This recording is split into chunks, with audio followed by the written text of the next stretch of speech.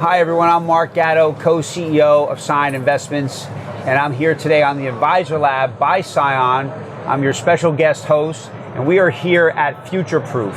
And we have a very, very special guest with us, the one and only CEO of Future Proof, Matt Middleton.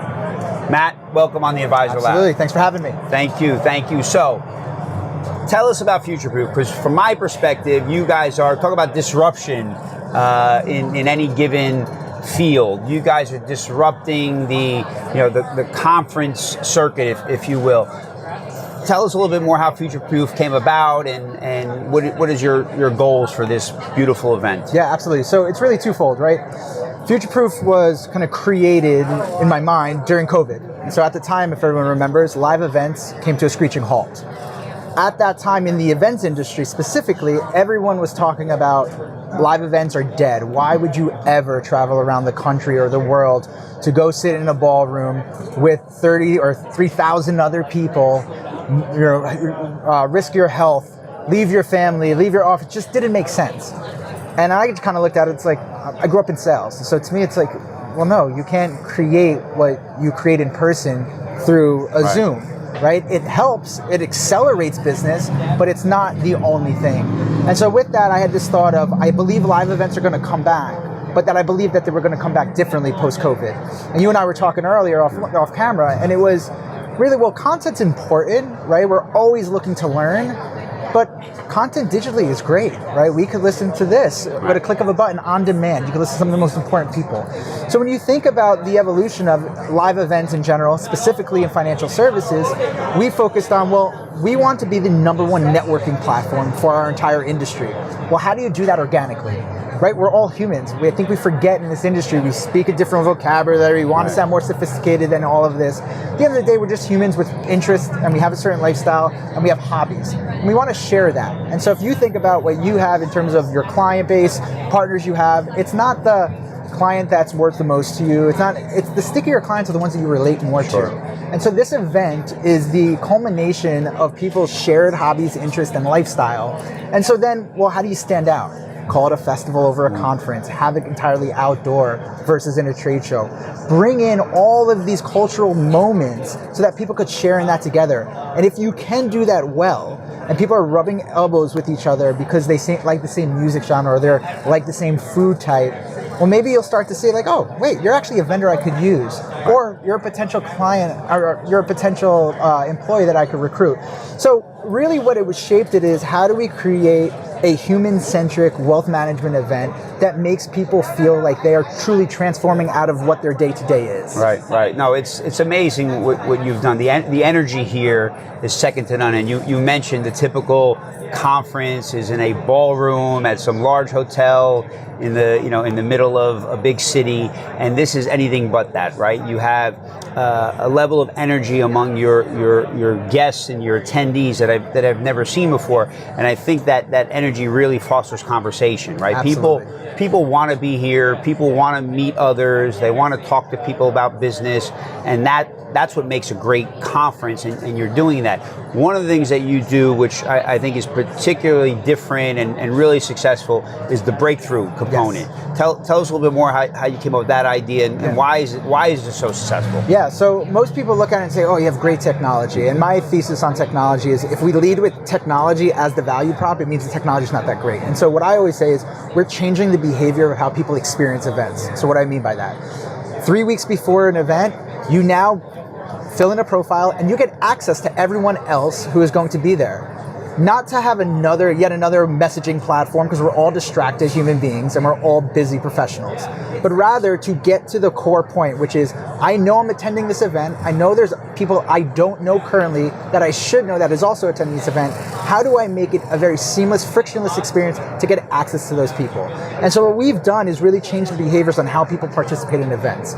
So our Breakthrough Meetings program specifically allows people to connect one-to-one based on their interest level. It's double opt-in process.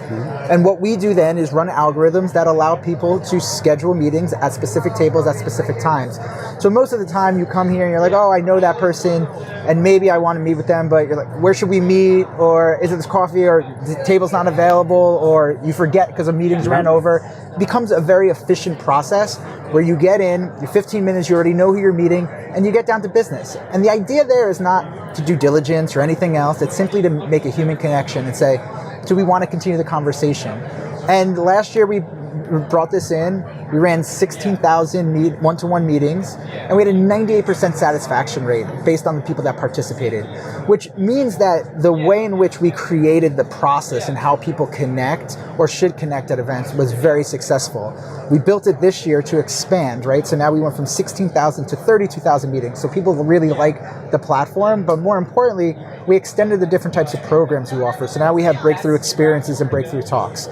Breakthrough talks is a modern roundtable discussion where, think about it, roundtable discussions are at every event. The problem with roundtables are you opt in based on topic. You don't opt in based on the people that sit in around from you. Now you, being a CEO at a firm, is very different than possibly another CEO here. But yet, if we just look at it and say we're both interested in AI, for example, well, guess what? I'm maybe going to be a little cagey because I don't know who's sitting to the left and right of me. But if now you participate in a breakthrough talk, you know not only that the person is interested in the actual topic that we're all going to be discussing, but that these are peers, right. Similar size, job level, association. And so it just makes the roundtable discussion more modern and useful for everyone. Experiences are just having fun, right? The best part about building business and relationships is shared memories. This, I would argue, is a giant shared memory for all of us. But rather, when you get to the size of 4,000 people plus, how do you create those moments where you find a shared moment with 25 people and really make that magic? And so we try to create that magic based on people's hobbies, interests, and their lifestyle. Well, I've experienced it firsthand. I've done the breakthroughs. I think they're fantastic. If you think about my business in terms of investment management and distribution, to get someone to meet with one of our wholesalers, it's a process, right? And I think a lot of advisors are a little reluctant to commit the time that they think they need in order to build that relationship. Where here, you can do it as little as 15 minutes. There's no exposure, right? The commitment is very low. But yet it's very productive, and that's one of the great things. The other thing which I really want to get across to the audience here is just the events and the food trucks and the espresso bars and we're giving out gelato ice cream. So there is a fun element to it where you walk around and there's a reason to go up to a tent or a booth and talk to somebody. And when you're online for a coffee or for another food truck, you start having conversations with people, not about business, about something unrelated that eventually leads to business. So I think that format is just incredible. You're doing an amazing job. We're happy to be a sponsor of this and be involved, and we can't wait to see what you have in store next year. Absolutely. Thank you for coming. Appreciate it. Thanks.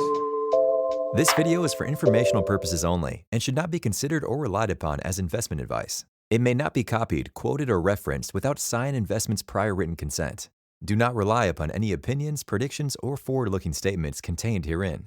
The views expressed do not constitute an offer to sell or a solicitation to purchase securities, nor do they constitute the endorsement of a particular asset class or investment strategy. Neither Cyan Investments nor its affiliates and/or subsidiaries warrants its completeness or accuracy. Certain information contained in this video may constitute forward-looking statements that may be inherently unreliable, and actual events or results may differ materially from those reflected or contemplated herein. Cyan Investments expressly disclaims any obligation or undertaking to update or revise any information included herein. The views expressed by the guests or participants are their own and do not necessarily reflect the views of Cyan Investments, LLC, or any of its subsidiaries, officers, or staff. Please be aware of the real risk of loss in following any investment strategy. No investment strategy or asset class referenced herein is intended to be construed as investment advice. You should make an independent, informed decision regarding any investments or strategies only after reviewing all relevant offering or disclosure documentation with your financial professional, and after considering your objectives, risk tolerance, and best interest before making any investment in any financial product. Registered personnel should review any business development initiatives addressed herein with their respective compliance and legal departments. Coverage of such topics should not be construed as compliance or legal advice. It is at the discretion of each respective firm if such practices are consistent with firm policies and procedures.